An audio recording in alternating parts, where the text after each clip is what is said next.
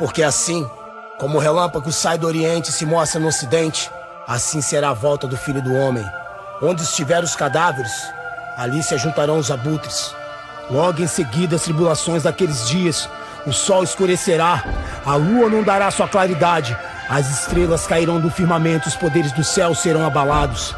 Então aparecerá no céu o sinal do Filho do Homem. Todos os povos da terra lamentarão e verão o Filho do Homem vindo sobre as nuvens do céu com poder e muita glória.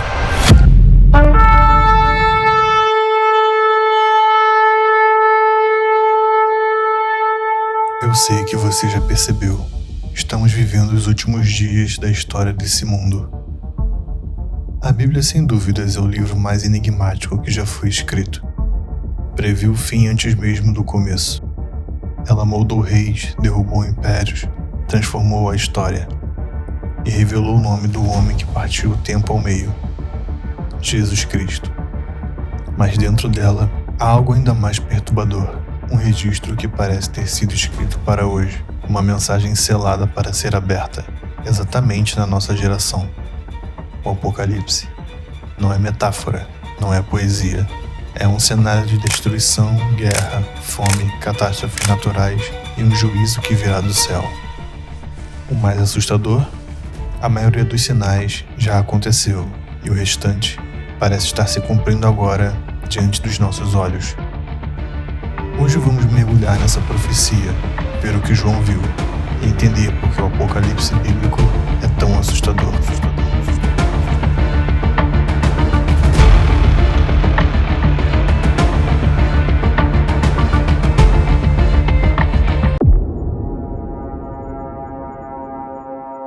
O Apocalipse não nasceu em Patmos.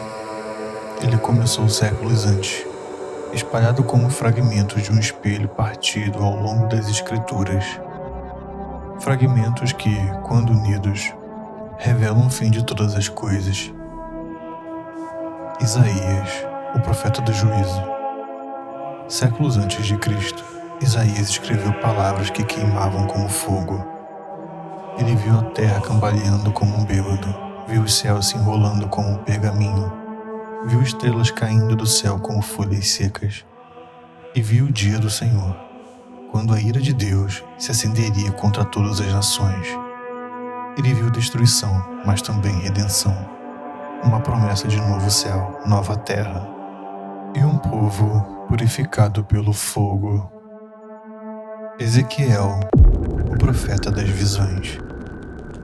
Ezequiel não apenas ouviu, ele viu tronos flamejantes, criaturas com múltiplos rostos, um firmamento como cristal, um Deus entronizado, cercado por fogo e glória.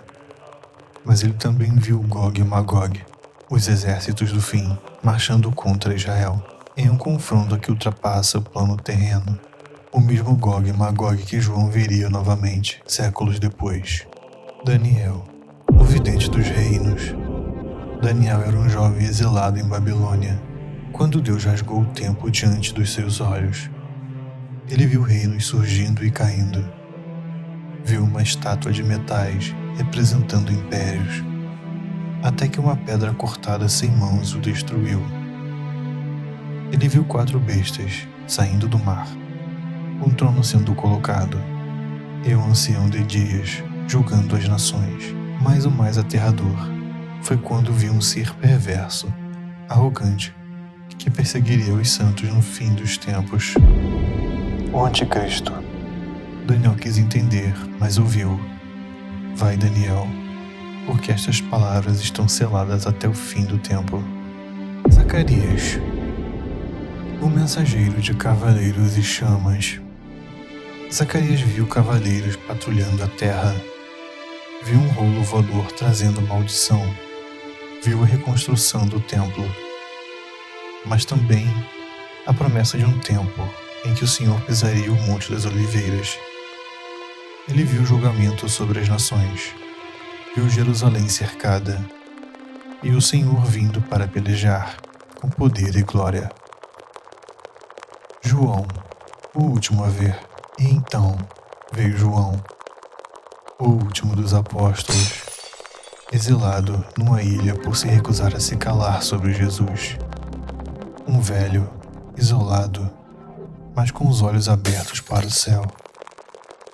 Foi ali, em Patmos, que ele ouviu a voz atrás de si, como trombeta, e viu alguém que parecia o próprio Deus em carne glorificada. Escreve, essa foi a ordem, porque aquilo que ele viria mudaria tudo. Isaías viu o mundo desmoronar.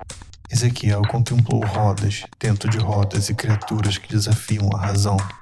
Daniel viu impérios caindo, bestas surgindo do caos.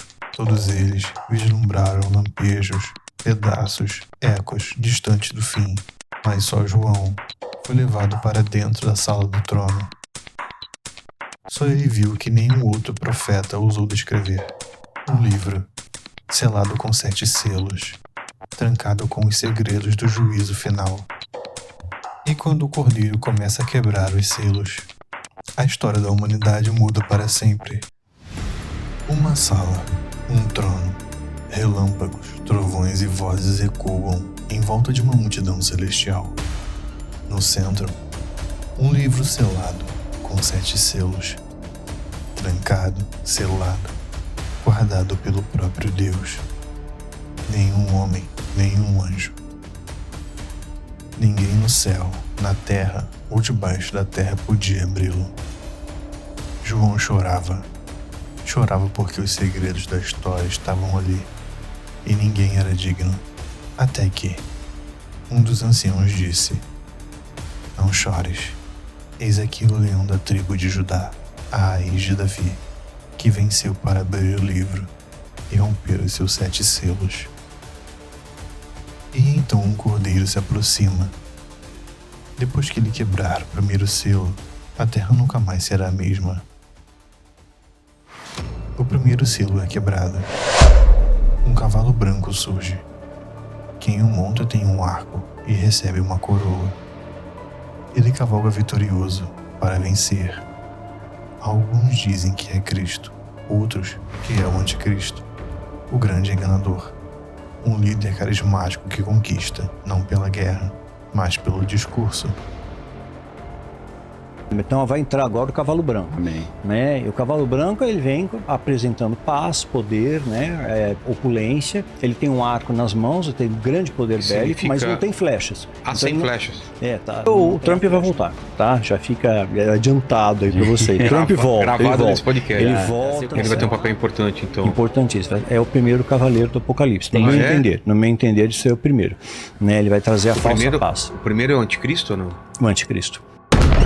O presidente norte-americano Donald Trump anunciou hoje um acordo de paz entre Israel e Palestina.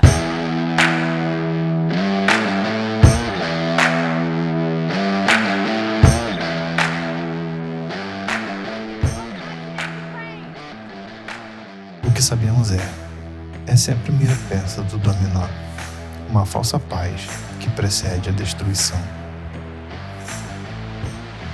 O segundo selo, um cavalo vermelho sangue, e o seu cavaleiro recebe o poder de tirar a paz da terra. Guerras, conflitos, irmãos contra irmãos, povos se erguendo uns contra os outros. O que antes era apenas tensão, agora se torna violência desenfreada.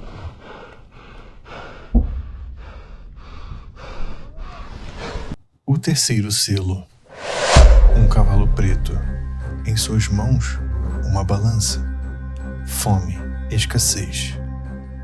Preços absurdos por alimentos básicos. Uma economia colapsando, enquanto os poderosos continuam ilesos. Uma medida de trigo por um denário. Ok. Normalmente, em tempos de inflação controlada, em tempos de boa economia no Império Romano, um denário compraria de 8 a 16 medidas de trigo. Só que aqui no Apocalipse, o vendedor anuncia uma medida de trigo por um denário. Ou seja, uma situação econômica impensável. Se em épocas de inflação alta, um denário compraria 8 medidas, imagina essa situação aqui em que um denário compra apenas uma medida. O quarto selo, um cavalo amarelo, pálido. E o nome do seu cavaleiro é Morte. e o inferno o segue de perto. Eles recebem autoridade para matar 1/4 da terra com espada, fome, pestes e feras. Essa é a consequência final de um mundo entregue a si mesmo. O quinto selo. João não vê um cavalo. Ele vê as almas dos mártires debaixo do altar, gritando por justiça, implorando por vingança. Mas a resposta é: esperem. Ainda há mais que devem morrer como vocês. Um lembrete sombrio. A perseguição não acabou. Ainda virá mais.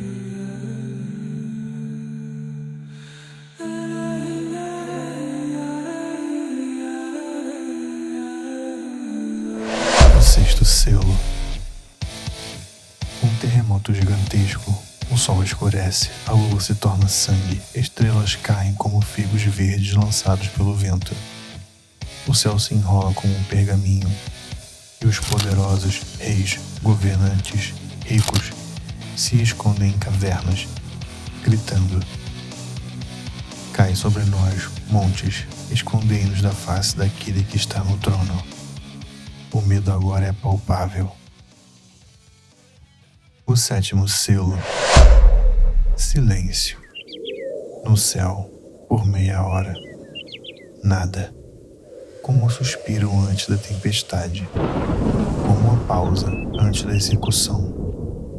O selo final não termina o juízo.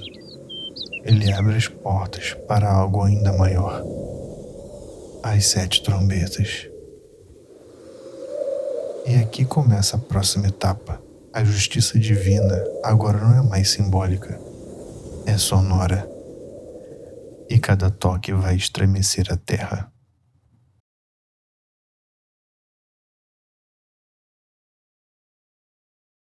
Silêncio. Um silêncio pesado. O céu para por meia hora. Nenhum som, nenhum movimento. É como se o universo prendesse a respiração. Então, 7 anjos se aproximam, cada um com uma trombeta em mãos. Outro anjo vem ao altar, trazendo incenso, que representa as orações dos santos. Ele o coloca no altar, e o fogo é lançado sobre a terra. Trovões, relâmpagos, terremotos. O juízo começa agora com um som, com trombetas, e cada uma delas é um golpe direto na estrutura do mundo. A primeira trombeta, gelo e fogo misturado com sangue. Lançados sobre a terra, 1/3 das árvores é queimado. Toda a relva verde, destruída. O planeta que conhecíamos começa a morrer. A segunda trombeta, algo como uma grande montanha em chamas, é lançada no mar. O mar se torna sangue. 1/3 dos seres marinhos morre. 1/3 dos navios afunda. Comércio global, abastecimento, navegação, todos colapsam. A terceira trombeta. Uma estrela cai do céu, ardendo como tocha. O nome dela é Absinto. As águas doces se tornam amargas. Milhares morrem por beber delas. A sede agora mata. A própria água, que deveria trazer vida, traz morte. A quarta trombeta. O sol, a lua e as estrelas perdem 1/3 do brilho. O dia escurece, a noite se torna ainda mais densa. Imagine um mundo com menos luz, menos calor, menos tempo. Um planeta afundando em trevas, literalmente. E então, uma pausa. Antes da quinta trombeta soar, um anjo cruza os céus gritando: ai, ai, ai, ai. Ai dos que habitam na terra. O que vem agora é diferente. Mais cruel, mais direto, mais espiritual. A quinta trombeta. Uma estrela caída do céu, na terra, recebe a chave do poço do abismo e uma fumaça sobe, escurecendo tudo. De dentro dela saem criaturas parecidas com gafanhotos, mas não são gafanhotos. Eles têm rostos humanos, cabelos de mulher, dentes de leão e caudas como escorpiões. E a missão deles: atormentar a humanidade por 5 meses. Não matar, só causar dor. Uma dor tão intensa que os homens desejarão a morte, mas ela fugirá deles. A 6ª trombeta. 4 anjos são soltos, preparados exatamente para aquela hora, dia, mês e ano. Eles lideram um exército de 200 milhões. A 3ª parte da humanidade é exterminada. Fogo, fumaça e enxofre saem das bocas dos cavalos monstruosos que marcham sob o comando sobrenatural. A Terra agora está em guerra, mas não uma guerra feita por homens. Uma guerra entre reinos invisíveis, espirituais, imortais. E mesmo depois de tudo isso, a humanidade não se arrepende. Continuam adorando ídolos, cometendo crimes, ignorando o Deus que os chama para o arrependimento. A 7ª trombeta. Quando ela toca, o céu declara: o reino do mundo se tornou do nosso Senhor e do seu Cristo. Mas essa trombeta não traz destruição imediata. Ela abre caminho para algo ainda maior. As 7 taças da ira de Deus. E vi um grande trono branco, e aquele que nele estava sentado. Apocalipse 20, versículo 11. Chegamos ao fim, o fim de tudo aquilo que conhecemos como história. O tempo não conta mais. A terra e o céu fogem da presença dele. Agora não há mais impérios, não há mais celebridades, não há mais sombras para se esconder. Todos estão diante do trono branco. Grandes, pequenos, reis e escravos, ricos e pobres. Cada pessoa diante do juiz eterno. Os livros são abertos, e o outro livro também, o livro da vida. Cada obra, cada palavra, cada pensamento secreto será julgado. A morte e o inferno serão lançados no lago de fogo. E todo aquele que não tiver o seu nome escrito no livro da vida será lançado ali também. Esse é o fim da rebelião, o fim da maldade, o fim do pecado. Mas não é o fim da história. A Nova Jerusalém. João vê um novo céu e uma nova terra. Pois os primeiros já passaram, o mar já não existe. Do céu desce a Nova Jerusalém, linda como uma noiva preparada para o seu noivo. Uma cidade feita de ouro puro, adornada com pedras preciosas. Nela, Deus habita com os homens. Ele enxugará dos olhos toda lágrima, não haverá mais morte, nem tristeza, nem choro, nem dor. Apocalipse 21, versículo 4. Não há templo, porque o Senhor é o templo. Não há sol nem lua, porque a glória de Deus ilumina tudo. E ali não entra impureza alguma.